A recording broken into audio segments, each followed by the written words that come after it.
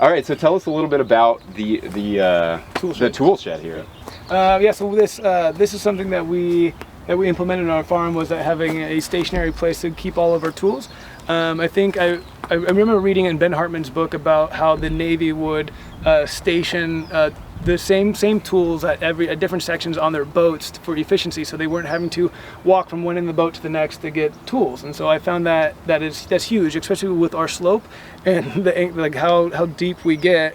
I mean, there's, like I said, 150-foot elevation change from the lowest area to up here in just 300 feet. So it's quite a steep hike. And so one thing that we're doing is we're going to be implementing tool stations as we go down the hill, about 3 different tools per 100 foot, 3 different tool stations per 100 foot as we go down. That will have all the same exact tools at each station, where you're not having to walk back up. If you forget something, you're actually just walking, maybe 150 feet to the next spot. Right, and it makes sense, especially when you're using primarily hand tools. Yep. You don't have to have a tractor in every section in your garden. Can you talk about some of the tools that are over here? I see that you have the Mutineer. Yeah. Has that been a popular one for you? Yeah. So we got this as I was for direct seeding. It was huge. I actually only have the torsion hoe on it, but we plan to get more of the wire weeders for it. For the direct seeding, I thought it came out to be huge for our farm. Getting a cleaner crop, like getting rid of all the weed, like in between weeds that would germinate with our mini greens, having come through with this and gives it like a clean crop, which is huge for us. Other than that, we use the gritter. We do use the gritter from Neversink as well. I do like his tools. He's got a great lineup of tools. This changed our farm a lot in the fact that when you have a 50-foot bed, you are going to get the same exact amount of transplants every time. We found that with the rake, just even like you would fudge like half inch, that half inch would triple down to be almost 1 inch, 2 inches as you got down to the end of the bed. This is going to be the same amount of transplants every time you go into a bed. And I thought that was huge because it scaled my greenhouse even. So like the production coming out was the same. I never had an extra amount of lettuce, and it's like, where do we put this now? It was always going to be the same 3 1/28ths per bed. I love that. This tool in particular has been one of my favorite tools that we've bought on the farm ever, just because it's sped up, like you said. So usually you're using a rake, you're going down the bed and you're marking it probably with some sort of prongs on the end, right? We used plastic tubing or something, and you mark it and then you'd come across and then you'd mark the other way to make sure that you were getting, like a grid.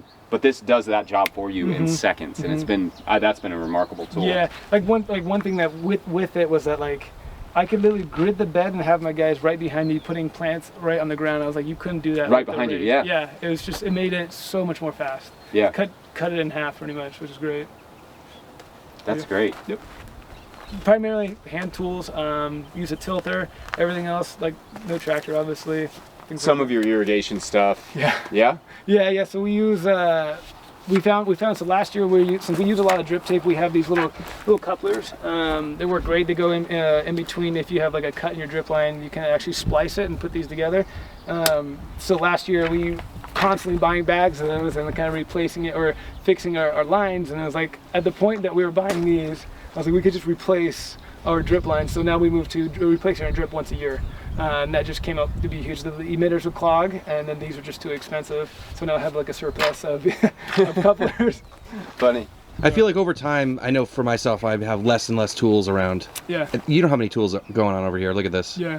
I mean, it's so simple. Yeah. I mean, we primarily, like I said, the gritter, Colonier hoe, this guy, and then our field rakes and a flathead shovel. Some of these I could totally get rid of. Everything on the backside we probably almost never use. We try to keep it as simple as possible. It's very straightforward. I mean, if you're coming to look for a tool, you don't have to look through like 10 different tools to grab something.